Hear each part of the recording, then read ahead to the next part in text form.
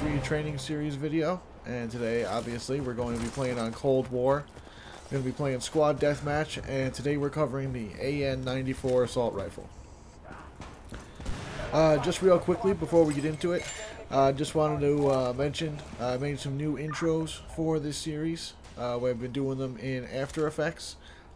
As time goes on, I do plan to have some little more elaborate intros made in After Effects. I'm still learning the program. It's something that I've been wanting to learn for a long time, and I finally started really getting going with it. Definitely doing some basic stuff, using some of the tutorials found on Video Copilot. So hopefully I'd like to bring a little more, what do you want to call it? Schnazz up the videos a little bit, if you will. So as I get better at the program, I'll have some nicer intros. What I put in there now is just some stuff I've made today.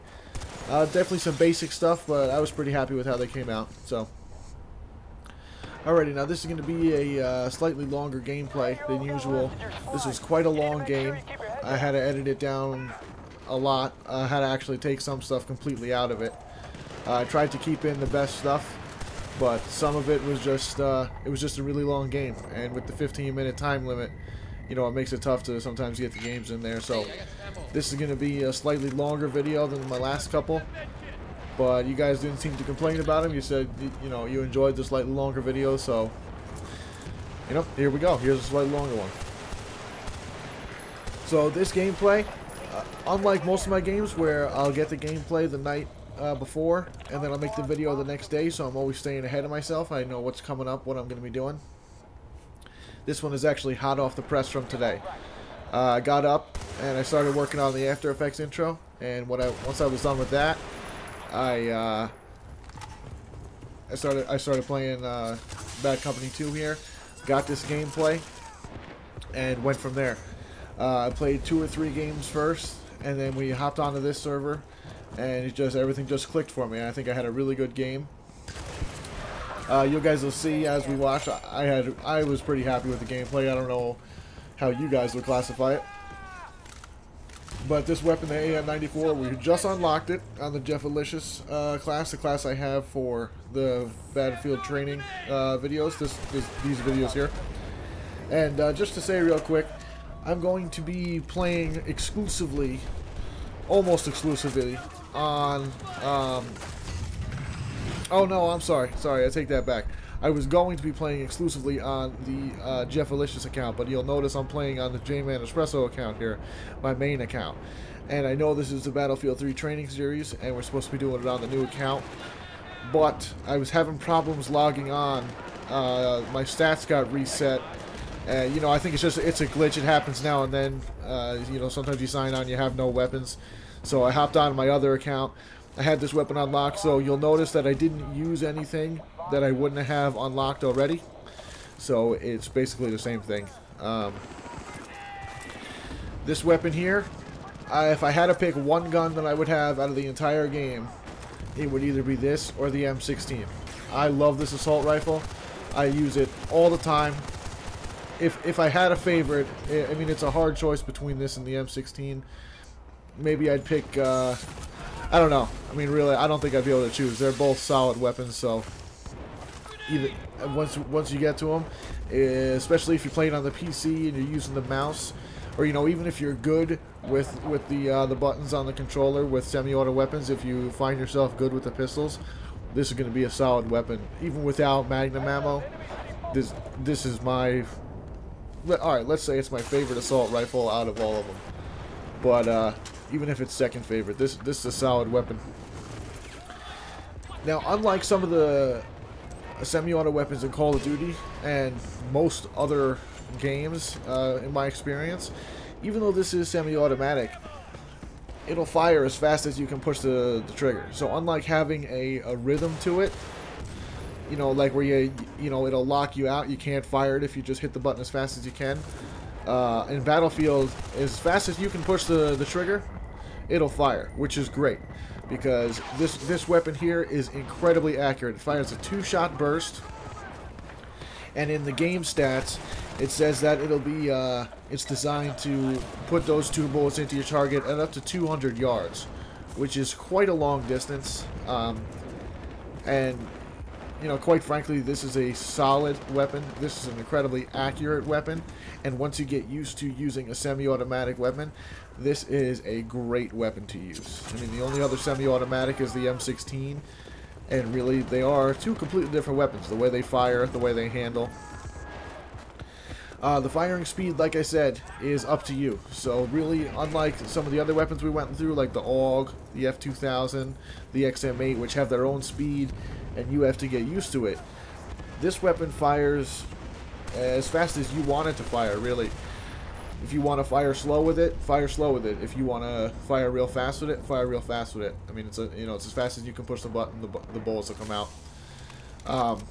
Also, it's incredibly accurate. A lot of times with this weapon, you do not need to aim down the sights. If you're pretty close to your target, you don't need to aim down the sights. Because you can fire it so fast, you can empty that clip real quick. And a lot of times you'll find yourself not aiming down the sights. Not aiming down the sights, depending on the weapon, can be a bad habit in the games nowadays, where aiming down the sights is such a big thing. But it can also be a great tool if you're good at it and you're good at making that split-second judgment on the distance of your target. It's a solid technique to have, and maybe some people might find it as sloppy, and used to a certain degree, I'll agree that it is sloppy. But in this instance, with this weapon, it just works really well in close quarters without having to aim down your sights. So, once you start to get used to it, once you start using it, don't feel that you have to bring up your sights every time. Now, the recoil on the gun is probably the best recoil out of all the weapons. As far as manageability of the weapon, the recoil is a simple up movement, and the gun actually moves back towards the character more than it moves up.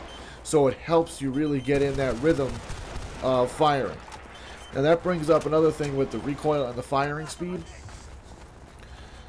You can empty the clip real quick, alright? But sometimes, depending on the range of your target, firing slower will actually be better. Put 2 bullets in them, let the weapon reset. Put 2 bullets in them, let it reset. And you'll actually drop them with less shots than if you just fire real quick, because really that slower firing speed is how the weapon, I have a feeling, is how the weapon is designed to be used.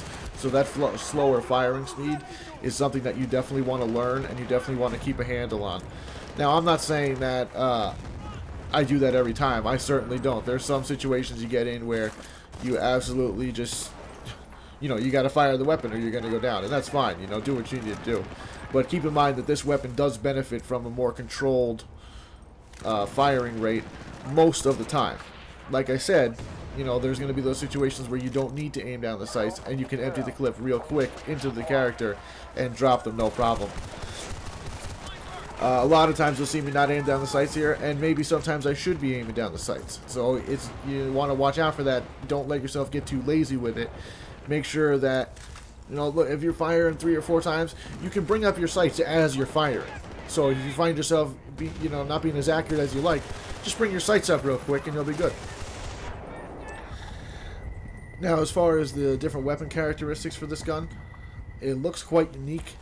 But here's the thing, for me anyway, I don't like the iron sights on this weapon. I actually can't use this weapon with the iron sights. I can't. Now, unlike the AEK, where I just didn't really like the weapon and I found the iron sights just made the weapon overall worse, I find that the iron sights turn on this gun, I find they turn a great weapon into a very difficult to manage weapon. So maybe that was something the developers thought of, like, oh wow, this is a solid weapon. Maybe we make it a little trickier to use to balance it out. Only thing is, you put on one of the optics, and the weapon turns into an absolute beast. It's a amazing weapon to use, and you'll find yourself using it quite a lot, I think. Now, as far as attachments, you can use any attachment that you like, just like all the assault rifles. They're all up for grabs. You've got the You've got the grenade launchers, the shotgun, and the optics. My personal setup for this gun, when I use this gun, this is how I run it. Red dot sight, 40 mil shotgun, almost always, unless I need the smoke, which sometimes you do. Sometimes you're in the situations where you need smoke, but if I don't need them, 99% of the time I'm using the shotgun. So if you take the AN-94 with a red dot sight, you take a 40 mil shotgun, and then you put the assault rifle stock, the extended stock that, like the steady aim perk, you turn yourself into a very formidable fighting force. And really, there's a reason why some people do complain about this weapon and say it's overpowered. I can see how people would say it's overpowered. Personally, I don't think it's overpowered. I think it's a solid weapon, and I think in the right hands, it can be deadly. And I think people complain a little too much about things being overpowered in video games. Just because, you haven't found the best way to use it doesn't mean it's overpowered. Now, that's not to say that I don't think things are overpowered in video games. Well, I certainly do. In this case, I don't necessarily think the AN-94 is overpowered. I think it's one of the better assault rifles for sure. And if you can handle it, then you'll definitely find yourself using it most of the time. So, moving on to a squad deathmatch technique I like to use for this map. Really, this map is designed in such like a quintessential Battlefield way, in that it's designed to offer excuse me, close quarter combat as well as those long range engagements. So I like to use a pretty standard technique for this map, which pretty much revolves around sticking to the perimeter and moving from building to building. It's a similar technique that I use on Arica, and really you can use that technique on any map, to be honest with you. But on maps like this where there's so many buildings, it's just building after building, it's just like a road that you're going down. If you stick to the perimeter and only move through the buildings and only move out in the open when you have to, then you'll find yourself being very successful very quickly. One thing you do have to look out for in this map is snipers hiding down on the ice. They like to hide down there and back in the trees in the spawn area. And really, with the amount of houses, you have to worry about the a lot use of explosives. Maybe it's worse on PC, but people tend to use the explosives a lot more. Carl Gustavs and RPGs on infantry. And with this map, with so many buildings you can bring down on top of people, it's definitely no exception here. And the other thing I want to talk about when you're playing any game mode is patience. Now, you'll notice in this game that I have quite a lot of deaths. Quite a lot. However, I still was able to come out on top and grab the ace pin with, I believe, 62 kills. I think it was 62. It might have been 54.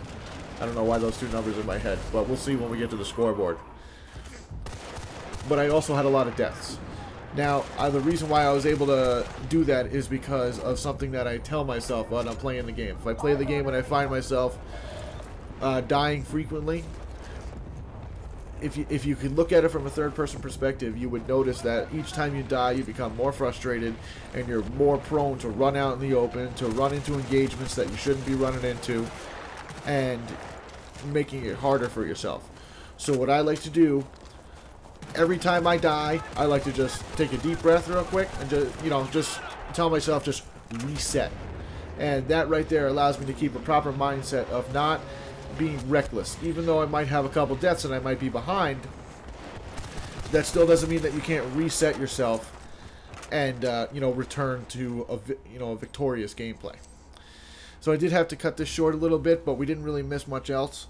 So that's the AN-94 on Cold War, everybody. Thanks for stopping by, and I'll see you for the next video.